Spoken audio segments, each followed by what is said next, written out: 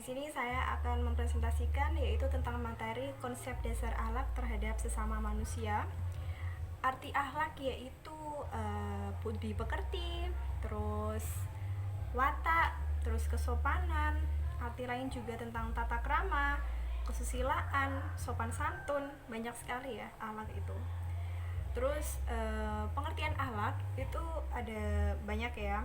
Saya ambil dari menurut Imam Al-Ghazali, yaitu pengertian akhlak yaitu sifat yang tertanam dalam diri jiwa manusia, dalam diri jiwa kita juga, dalam diri jiwa setiap manusia yang dapat melahirkan suatu perbuatan yang gampang dilakukan tanpa melalui maksud untuk memikirkan lebih lama.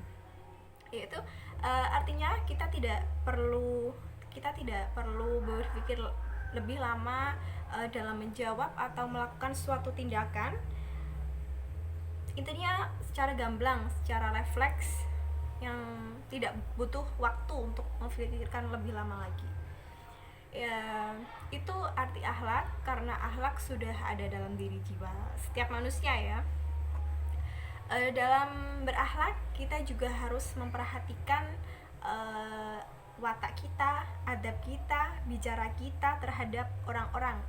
Yang pertama terhadap orang tua atau orang yang lebih tua, terus saudara kita, tetangga-tetangga kita.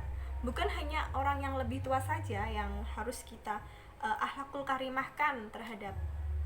Akhlak itu bisa juga dengan teman sebaya kita, teman-teman kita, terus adik-adik kita.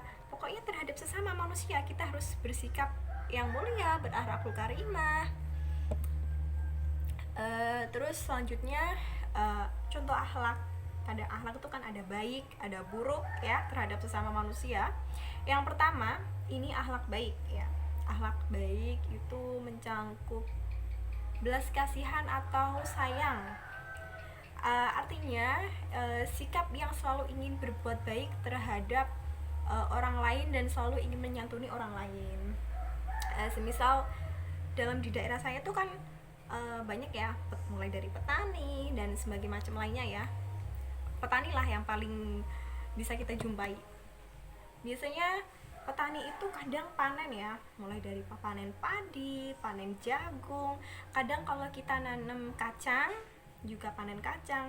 Biasanya gitu setelah panen kan ya tetangga-tetangga kita bisa dikasih ya.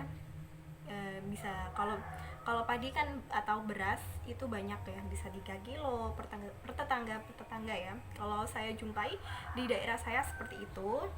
Terus apa ya, berbuat baik lagi, menyantuni orang lain, seperti banyaklah intinya.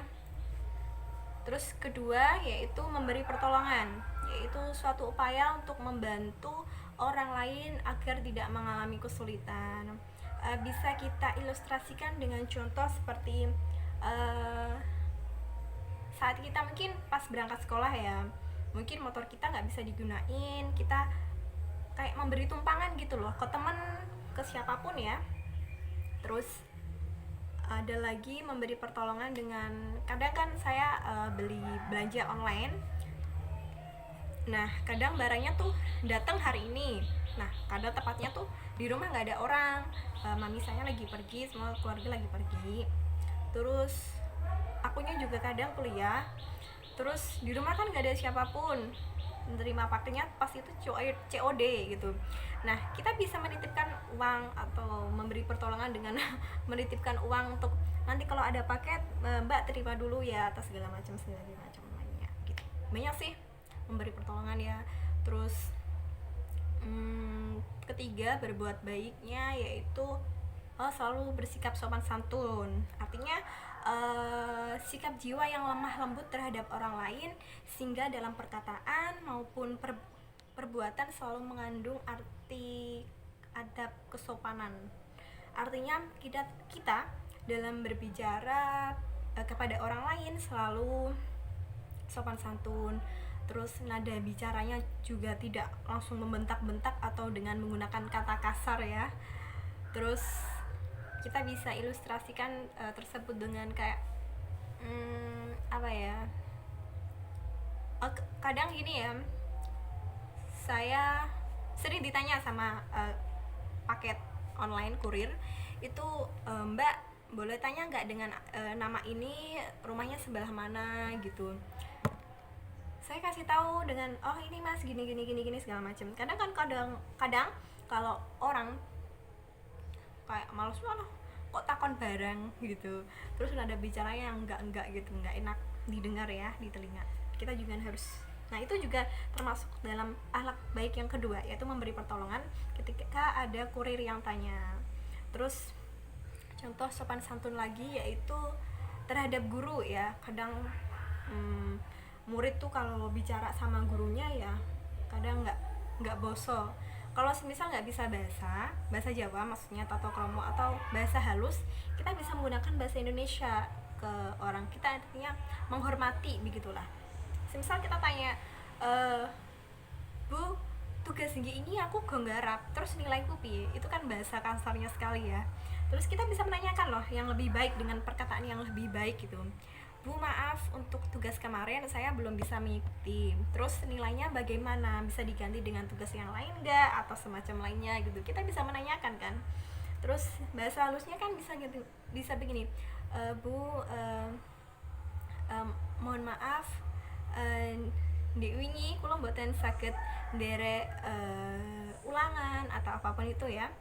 Terus untuk menggantinya bagaimana Bu? Terus kita bisa menggunakan bahasa-bahasa yang halus, tidak harus menggunakan kata-kata yang kasar atau menggunakan bahasa-bahasa yang tidak enak didengar kepada orang yang lebih tua ya. Itu pasti terhadap orang yang lebih tua. Apalagi ya terhadap orang tua kita. Kita dalam berbicara juga harus di apa ya? Disaring dulu dalam berbicara. Kan orang tua itu yang melahirkan kita juga gitu. Artinya terhadap orang tua juga harus gimana kan ya, maksudnya gitukan lah, bukan hanya terhadap orang yang lebih tua, sesama semuanya ya. Tadi tentang akhlak yang baik, terus selanjutnya yaitu akhlak yang buruk. Yang pertama, iri hati atau dengki. Itu sikap seseorang yang selalu menginginkan agar kenikmatan dan kebahagiaan orang lain tuh bisa hilang atau langsung hilang gitu. Contohnya kayak ilustrasi saja ya, ini contoh. Kayak si A itu mungkin kerja di sebuah perusahaan apa gitu. Terus dalam bekerja dia juga kayak kerjaannya tuh bagus, terus meningkat, akhirnya dia diangkat jadi apa gitu.